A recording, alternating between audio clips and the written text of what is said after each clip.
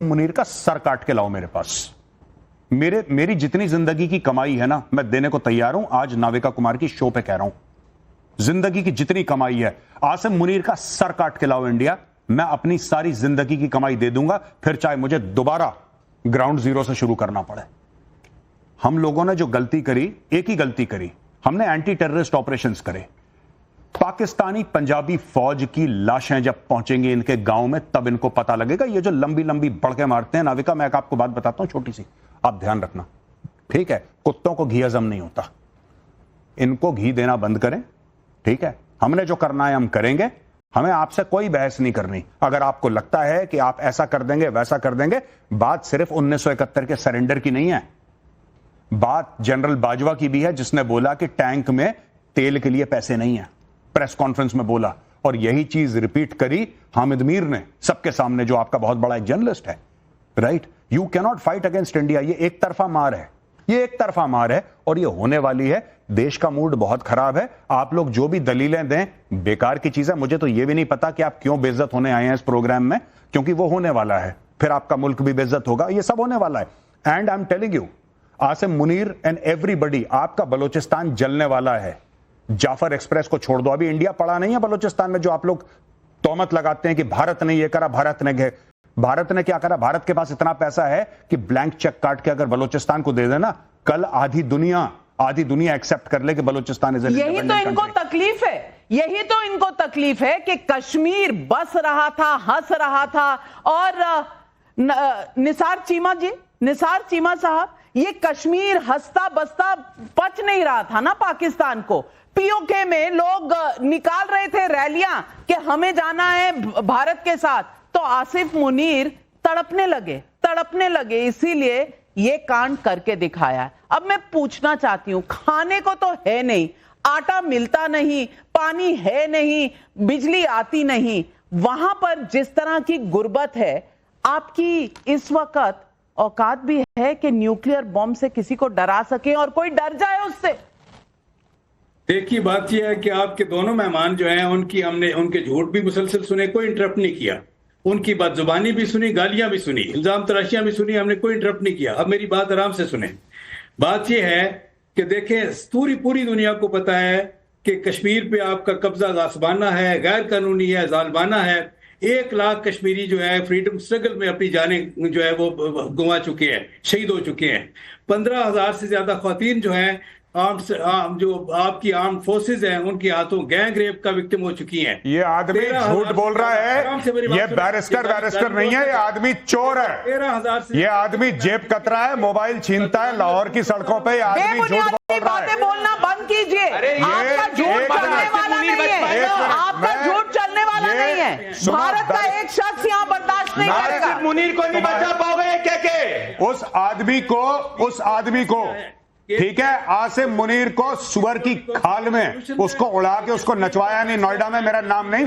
तुम लोग क्या बात करते हो, झूठ बोलते हो। मुसलमान मुल्क तुम्हारे मुंह पे नहीं थूकते। मुसलमान मुल्क, किंगडम ऑफ सऊदी अरेबिया, जहां पे मक्का और मदीना है, उसने बोला कि नहीं देना इनको वीजा। चोर के बच्चे हैं ये, जहां जाते हैं जेब कतरी करते हैं, जहां जाते हैं भीख मांगते हैं। मना कर दिया, सऊदी अरेबिया ने मना कर दिया, कतर ने मना कर दिया, यूएई ने मना कर दिया, फिर ये गए अपने भाई भिखारी के पास, बांग्लादेश के पास। यार सुनो, तुम कुछ हमें दे नहीं सकते, कम से कम कश्मीर का नाम तो ले लो। उसने बोला कि कश्मीर को मारो गोली, सबसे पहले तुम $4.5 अरब तो दो हमें। और यहाँ पे बैरिस्टर आया, पता नहीं कौन से स्कूल से पढ़ा बैरिस्टर है ये। तो ये हम क्या बात कर रहे हो? मुनीर ने वकार अब्रेज जी भाग गए। अरे सच्चाई सुनाई, आप झूठ पेलेंगे, आप न्यूक्लियर बॉम्ब का डर दिखाएंगे तो हम डर जाएंगे क्या? नहीं, मैं चाहता हूं, मैं आज रिक्वेस्ट कर रहा हूं मजीद ब्रिगेड को, BLA को, इसके यहां जाना, ये बैरिस्टर के यहां, इसका एड्रेस मैं देता हूं। मजीद ब्रिगेड को इसके घर जाना, सबसे पहले इसको उठा के लाना, इसको उल्टा टांगो। ये बहुत चेंचे कर रहा है यहां पे, बहुत। नहीं, क्या गारंटी है कि ये शो खत्म होगा उसके बाद ये सुरक्षित महसूस करेगा? मैं ये नहीं, ये जिस तरह का झूठ भारत के बारे में फैलाते हैं, यही तो इनके अंदर जो नफरत है ये दिखाती है। इसकी We बुकिंग condemn everything। इसकी बुकिंग करवाओ जाफर एक्सप्रेस में। जूते की नोक पे ना ले। इसकी बुकिंग करवाओ जाफर एक्सप्रेस में। जाफर एक्सप्रेस में बुकिंग करवाओ। आपकी कॉन्डेमनेशन हमें नहीं चाहिए। हम भारत ने बहुत लंबी रस्सी दी हुई है आपको, लेकिन जो रस्सी है जल चुकी है, बल नहीं जाता। ये जो रस्सी है ना, अब इसको जला तो चुके हैं, अब इसका बल ठीक करने का टाइम आ गया है। प्रदीप भंडारी, मैं पूछना चाहती हूं, अकड़ किस बात की है? जेब में 2 कौड़ी नहीं, पास में कुछ मिल नहीं रहा, दुनिया में इनकी कोई वुक्कत नहीं, ये ऐंठते किस बात से? नविका जी, हर गधे को लगता है कि उसमें अकड़ है, पर जब गधे को पता चलता है कि गधा है, वो तब समझ में आता है। गधा अगर शेर की खाल पहन ले तो शेर नहीं बन जाता है, और वही हाल पाकिस्तान का है। अरे मैं तुमको कह रहा हूं, और मेजर मैं कहना चाहता हूं, आसिफ मुनीर ने इसको सिखाया होगा, पर क्या गारंटी है कि शो खत्म होने के बाद आसिफ मुनीर इसको अपने आप को सुरक्षित महसूस कर पाएगा? अरे वीजा लेके कोई मुस्लिम मेजोरिटी मुल्क में भी नहीं जा सकते, पूरी दुनिया तुम्हारे खिलाफ है। और जब मैं तुमसे बात कर रहा हूं ना, कई दुनिया के नागरिकों ने कह दिया है कि पाकिस्तान के अंदर ट्रैवल नहीं करना है। सोचो क्या हाल होने वाला है तुम्हारा।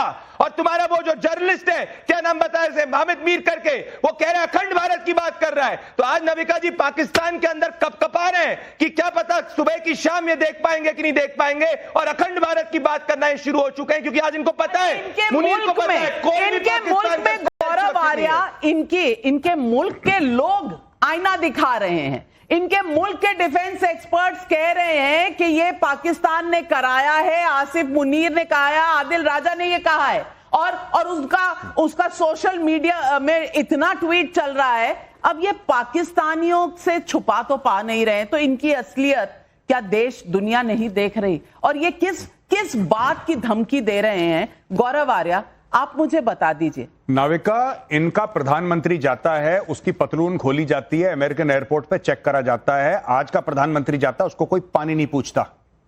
वो जानबूझ के घुसता है देशों में कि मैं अपने आप को इनवाइट कर रहा हूं, मैं आ जाऊं।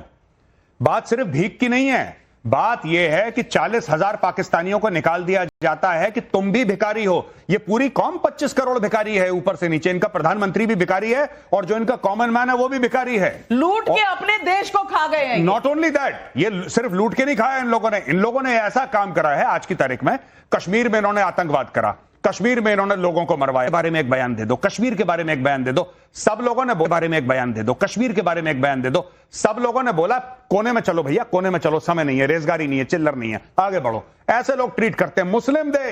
मुस्लिम देश इनसे हाथ जोड़ के कहते हैं भाई तुम मत आना। फिर भिखारी पहुंच जाते हैं कि हज के लिए आ रहे हैं, उम्रे के लिए आ रहे हैं। असली बात है, कोई हज उम्रे के लिए नहीं आ रहा। शहबाज शरीफ वो जाता है भीख मांगने के लिए, उसको भीख नहीं मिलती। बहुत सही कह रहे हैं आप गौरव आर्या। पाकिस्तान के इन खोखले धमकियों से भारत का बच्चा भी ना उस पर हंसे। मैं पूछती हूं कि औकात क्या है आज पाकिस्तान की भारत के सामने? लेकिन आतंकवाद करोगे तो भाई सीना चौड़ा है, और बंदूक में गोलियां भी भरी हुई हैं।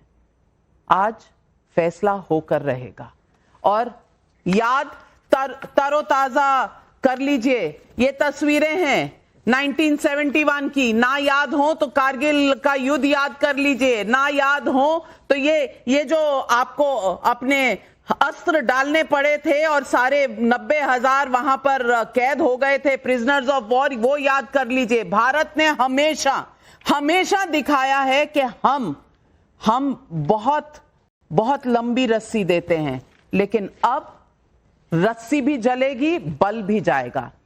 आपका शुक्रिया करती हूं मैं हमारे साथ जुड़ने के लिए नासिर चीमा जी और वकार